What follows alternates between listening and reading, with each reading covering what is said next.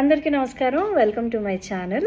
Very quick video to all of you అండి. YouTube అనే ప్లాట్ఫామ్ని కెరియర్గా ఎంచుకొని సెల్ఫ్ హెల్ప్ చేసుకుంటూ చుట్టూ ఉన్న సొసైటీని, కమ్యూనిటీస్ని పాజిటివ్గా ఇన్ఫ్లుయెన్స్ చేస్తున్నటువంటి వాళ్ళందరినీ అప్రిషియేట్ చేస్తూ వాళ్ళకి ఏమాత్రం హెల్ప్ అవుతుందేమో అన్న ఒకే ఒక ఉద్దేశంతో ఈ వీడియోని చేయటం జరుగుతుంది.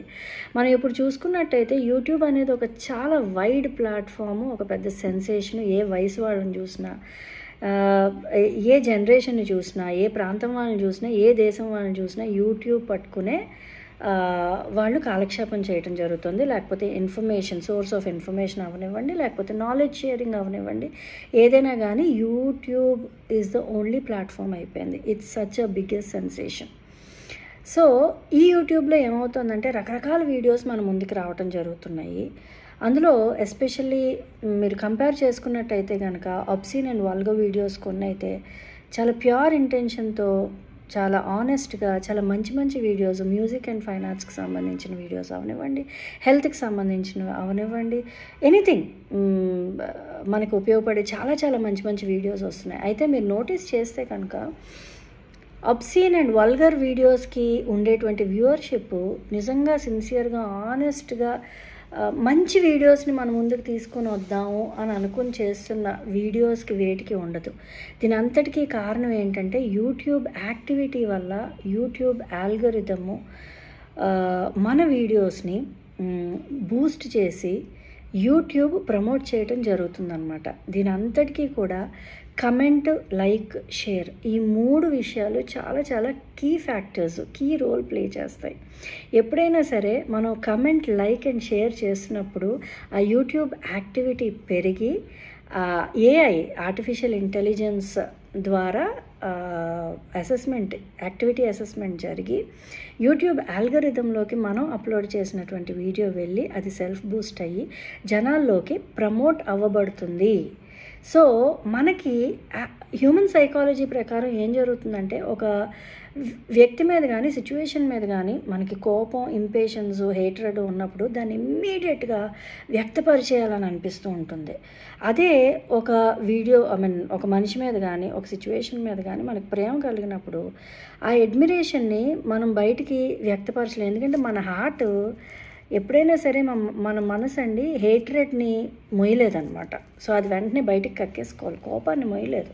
మనిషి మీద కానీ, సిచ్యువేషన్ మీద కానీ, దేని మీదైనా కోపం ఉంటే అది బయటికి కక్కేస్తే అమ్మయ్య అని రిలీవ్ అయిపోతాం.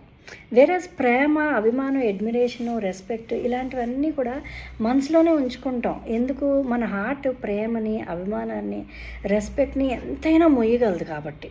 సో ఇదంతా ఎందుకు చెప్తున్నాను అని అనుకుంటున్నారా? యూజువల్లీ మనం అలాంటి అబ్సీన్ అండ్ వల్గర్ వీడియోస్ చూసినప్పుడు ఏమవుతుందంటే అదొక వర్చువల్ ప్లాట్ఫామ్ కాబట్టి మనకి ఎదురుకుండా ఆ వీడియో తీసిన వాడిని కానీ, ఆ వీడియోలో యాక్ట్ చేస్తున్న వాళ్ళని కానీ తిట్టలేము. సో ఆ కోపాన్ని వ్యక్తపరచడానికి మనం కమెంట్స్ చేస్తూ ఉంటాం.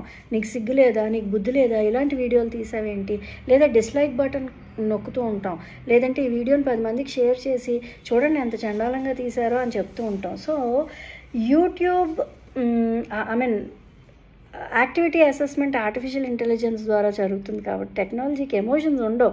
అక్కడ మంచి జరుగుతుందా, అక్కడ చెడు జరుగుతుందా అనేది చూడటానికి కేవలం ఆ వీడియో పట్ల ఉండేటువంటి యాక్టివిటీని మాత్రమే అసెస్ చేసి ఆ వీడియోని ఆల్గోరిథంలోకి పంపించి యూట్యూబ్ సెల్ఫ్ బూస్ట్ చేసి జనాల్లోకి ప్రమోట్ చేస్తుంది అనమాట. This is the reason why cringe వీడియోస్కి, అలాంటి వల్గర్ కామెడీ ఉన్నటువంటి వీడియోస్కి ఎక్కువ వ్యూవర్షిప్ ఉండడానికి కారణం ఇదే. మన కోపాన్ని, మన ఫ్రస్ట్రేషన్ని కమెంట్స్ రూపంలో తెలియపరుస్తాం.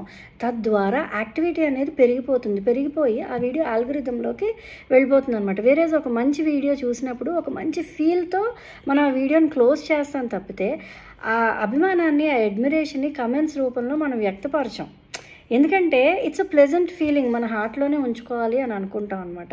సో వీటన్నిటికీ ఫుల్ స్టాప్ పెట్టాలి అంటే మీరు అందరూ చేయాల్సింది ఒకే ఒక పని అండి.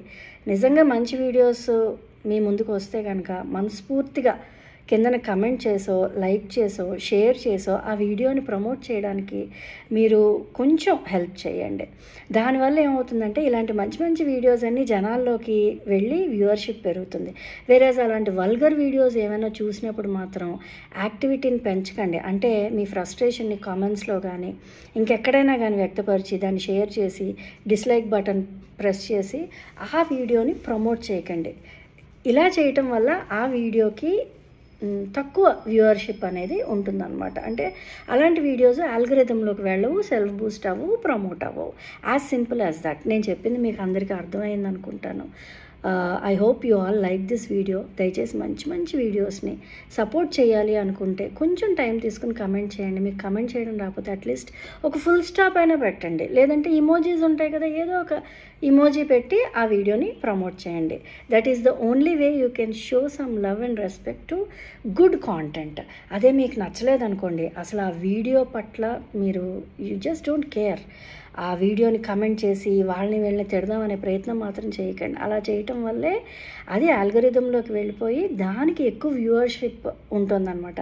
ఇంకోటి కూడా అబ్జర్వ్ చేశారా, క్రియేటర్స్ కూడా ఎలా ఆలోచిస్తున్నారంటే ఎప్పుడైతే అలాంటి వీడియోస్ బాగా వ్యూవర్షిప్ని పొందుతున్నాయో, ఓహో జనాలకి ఇలాంటి వల్గర్ వీడియోసే కావాలన్నమాట అని అనుకుని క్రియేటర్స్ కూడా అలాంటి వల్గర్ వీడియోస్ చేయడానికి ఇష్టపడుతున్నారండి. మంచి మంచి వీడియోస్ చేయడానికి ఎవరు ముందుకు రావట్లేదు, ఎందుకంటే మాకు ఆదరణ లేదు అని ఫీల్ అవుతున్నారు. సో ఇది ఒక్కటే గుర్తుపెట్టుకోండి. మంచి వీడియోస్ చూస్తే కనుక ఖచ్చితంగా కమెంట్ చేసి, లైక్ చేసి, షేర్ చేయండి.